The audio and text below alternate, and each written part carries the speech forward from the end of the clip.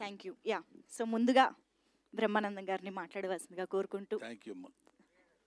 వాళ్ళే ఇచ్చారు sir. Thank you. నీ దగ్గర ఉన్నప్పుడు మాట్లాడుతుందా? హలో వస్తుంది. యా, హలో, ఓకే, వినిపిస్తుందా? సార్ కొంచెం ముందుకి. Thank you sir.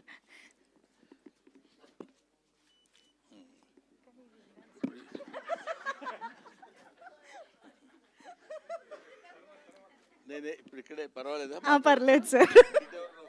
లేదు సార్. ఎంజేఎం వాళ్ళు నిర్మిస్తున్న సినిమా గుర్రం పాపిరెడ్డి. ఈ సినిమా మురళీ మనోహర్ రెడ్డి దర్శకత్వం వహించే ఈ సినిమా, ఇతను అంటే నాది ఒక ఈ మొత్తం సినిమాకి నడిపించేటువంటి కథ నడిపించి దాన్ని ప్రేక్షకులకు తెలియపరిచేటువంటి ఒక జడ్జి క్యారెక్టర్ నాది. చాలా డిఫరెంట్గా కొత్త పద్ధతిలో కొత్త పందాలో, బహుశా మీరు ఈ ట్రైలరు ఇవి చూసినప్పుడు మీకు అర్థమై ఉంటుంది. ఒక నూతనమైనటువంటి పద్ధతిలో ఇప్పటికి కావాల్సిన యంగస్టర్స్కి కావాల్సినటువంటి ట్రెండ్లో ఈ సినిమా తీశాడనిపించింది. కథ కూడా చాలా డిఫరెంట్గా ఉన్నటువంటి స్టోరీ గుర్రం పాపిరెడ్డి అని. అందులో మా ఇది అతని పేరేంటి, జీవన్. ఎక్కడున్నావు జీవన్? ఇందులో ఒక ఇంపార్టెంట్ క్యారెక్టర్, అంటే సాలిడ్గా ఉండే క్యారెక్టర్. అందులో కూడా క్యారెక్టర్ కూడా అట్లాంటిదే. ఇతను ఈ క్యారెక్టర్కి అంటే ఒక రకంగా ఎక్కువ యాక్ట్ చేయాల్సిన పని లేకుండా నప్పే క్యారెక్టర్ అనమాట. సో ఈ జీవన్ రెడ్డి ఇలాగా ఇప్పుడు వీళ్ళందరి గురించి చెప్తుంటే ముఖ్యంగా ఈ సినిమాలో స్పెషల్ అట్రాక్షన్ యోగిబాబు. యోగిబాబు నేను మా కాంబినేషన్ లేదు, కానీ యోగిబాబు ఈ సినిమాలో చాలా హిలేరియస్ కామెడీ చేశాడు. ఆ తర్వాత కసిరెడ్డి అండ్ వంశీ వీళ్ళందరూ ఈ సినిమాలో వాళ్ళ క్యారెక్టర్స్ అద్భుతంగా ప్రదర్శించినటువంటి సినిమా.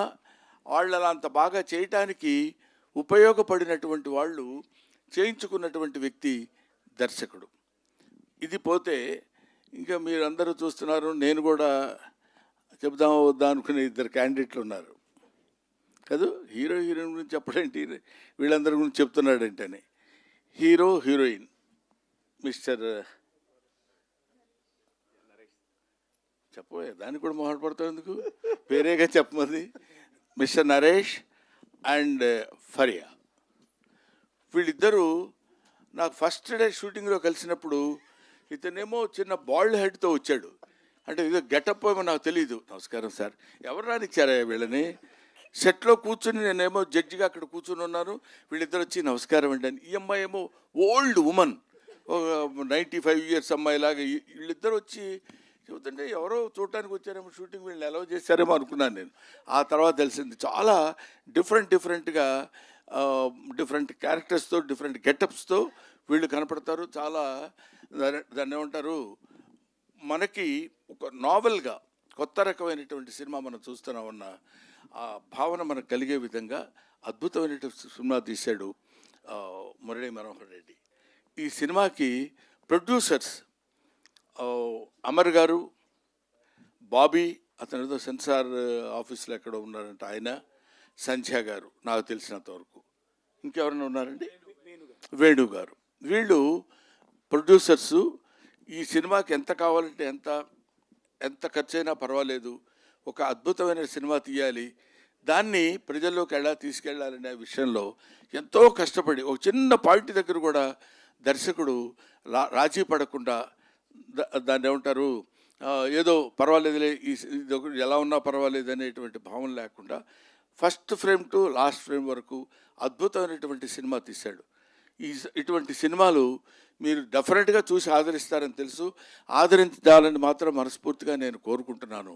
ఇటువంటి సినిమాలు తీస్తే, ఇలాంటి ప్రొడ్యూసర్స్ కొత్తగా వచ్చిన వాళ్ళు ఇంకా మంచి సినిమాలు తీసి, ఇంకా బోల్డన్ని సినిమాలు తీస్తే ఎన్నో కుటుంబాలు బతుకుతాయి. మన సినిమా కళకళలాడుతూ నిత్య కళ్యాణం పచ్చతోరణంగా ఉంటుందని ఒక ఓల్డ్ ఆర్టిస్ట్ లాగా మీ ముందు మనవి చేస్తున్నాను.